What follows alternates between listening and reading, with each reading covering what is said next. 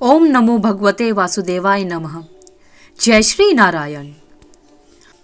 इस वीडियो में हम बृहस्पतिवार की व्रत कथा सुनेंगे और जानेंगे कि बृहस्पतिवार की पूजा विधि क्या है और इस व्रत को रखने के क्या लाभ होते हैं। गुरुवार व्रत करने से बृहस्पति देवता प्रसन्न होते हैं। यह व्रत अत्यंत फलदायी है। अग्नि पुराण के अनुसार अनुराधा नक्षत्र युक्त गुरुवार से आरंभ करके 7 करने से बृहस्पति ग्रह की हर पीड़ा से मुक्ति मिलती है। आइए अब सुनते हैं बृहस्पतिवार की व्रत कथा। प्राचीन समय की बात है। एक नगर में एक बड़ा व्यापारी रहा करता था। वह जहाजों में माल लदवाकर दूसरे देशों में भेजा करता था। वह जिस प्रकार अधिक धन कमाता था उसी प्रकार जी खोलकर दान भी किया करता था, परंतु उसकी पत्नी अत्यंत कंजूस थी। वह किसी को एक दमड़ी भी नहीं देती थी। एक बार सेठ जब दूसरे देश व्यापार करने गया तो पीछे से बृहस्पति देव ने साधु वेश में उसकी पत्नी से भिक्षा मांगी। व्यापारी की पत्नी बृहस्पति देव से बोली, हे साधु महाराज, मैं इस दान और पुण्य से तंग आ गई हूँ। आप कोई ऐसा उपाय बताएं जिससे मेरा सारा धन नष्ट हो जाए और मैं आराम से रह सकूं। मैं यह धन लुटता हुआ नहीं देख सकती। बृहस्पति देव ने कहा, हे देवी, तुम तो बड़े विचित्र हो। संतान और धन से कोई दुखी होता है। अगर धन अधिक है तो इसे शुभ कार्यों में लगाओ। कुंवारी कन्याओं का विवाह कराओ, विद्यालय और बाग बगीचों का निर्माण कराओ। ऐसे पुण्य कार्य करने से तुम्हारा लोक और परलोक सार्थक हो सकता है। परंतु साधु की इस बातों से व्यापारी की पत्नी को खुशी नहीं हुई। उसने कहा, मुझे ऐसी धन की आवश्यकता नहीं है जिसे मैं दान दूं।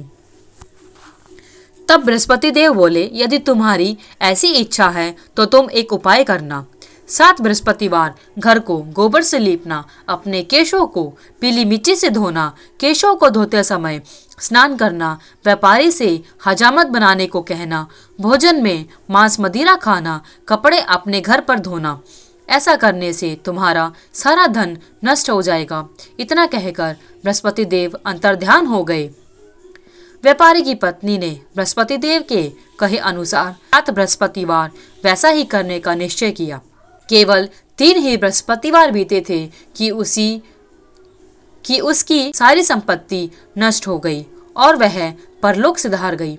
जब व्यापारी वापस आया तो उसने देखा कि उसका सब कुछ नष्ट हो चुका है।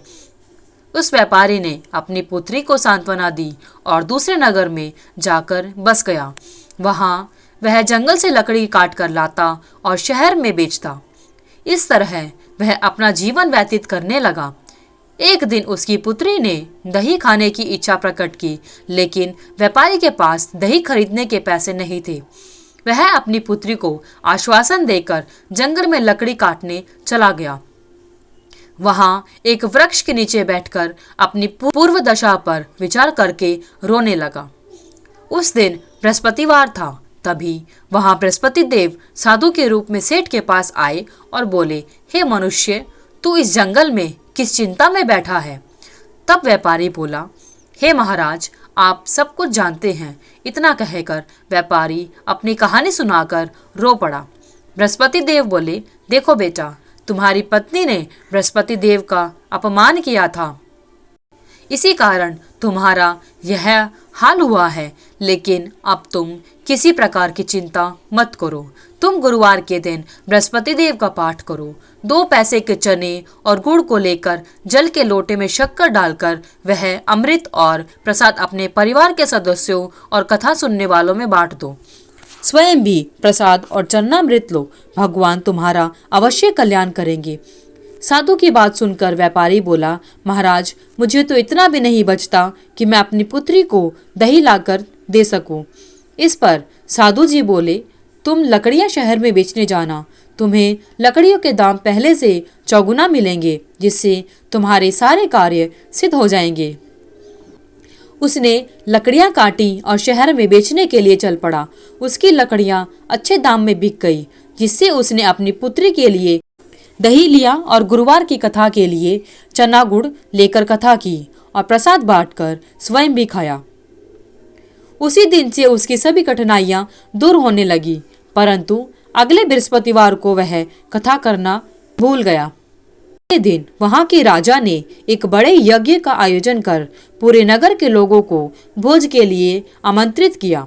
राजा की आज्ञा के अनुसार पूरा नगर राजा के महल में भोज करने गया, लेकिन व्यापारी व उसकी पुत्री थोड़ी देर से पहुंचे, अतः उन दोनों को राजा ने महल में ले जाकर भोजन कराया।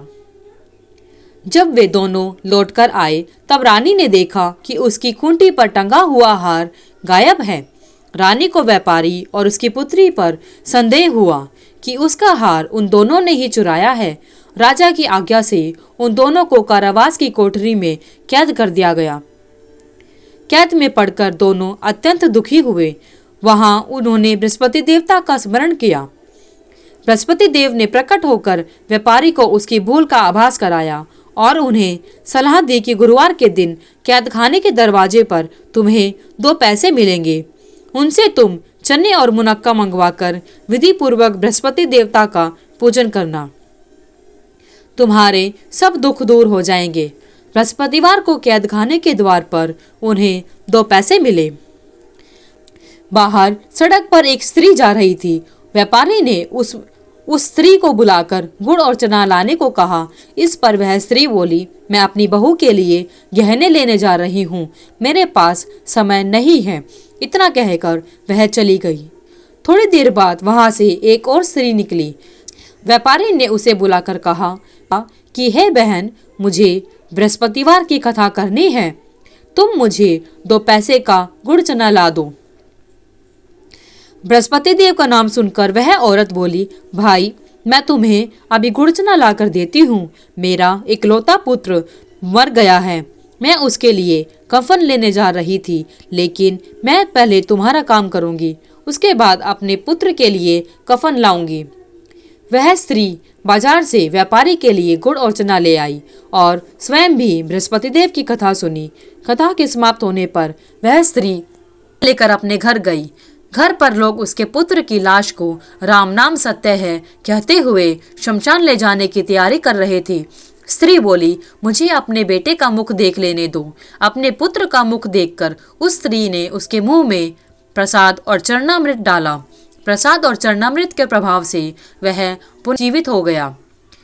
पहली स्त्री जिसने बृहस्पति देव का निरादर किया था, वह जब अपने पुत्र के विवाह के लिए पुत्र वधू के लिए गहने लेकर लौटी और जैसे ही उसका पुत्र घोड़ी पर बैठकर निकला, वैसे ही घोड़ी ने ऐसी उछाल मारी कि वह घोड़ी से गिरकर मर गया। यह देखकर स्त्री रो रो कर बृहस्पति देव से क्षमा मांगने लगी।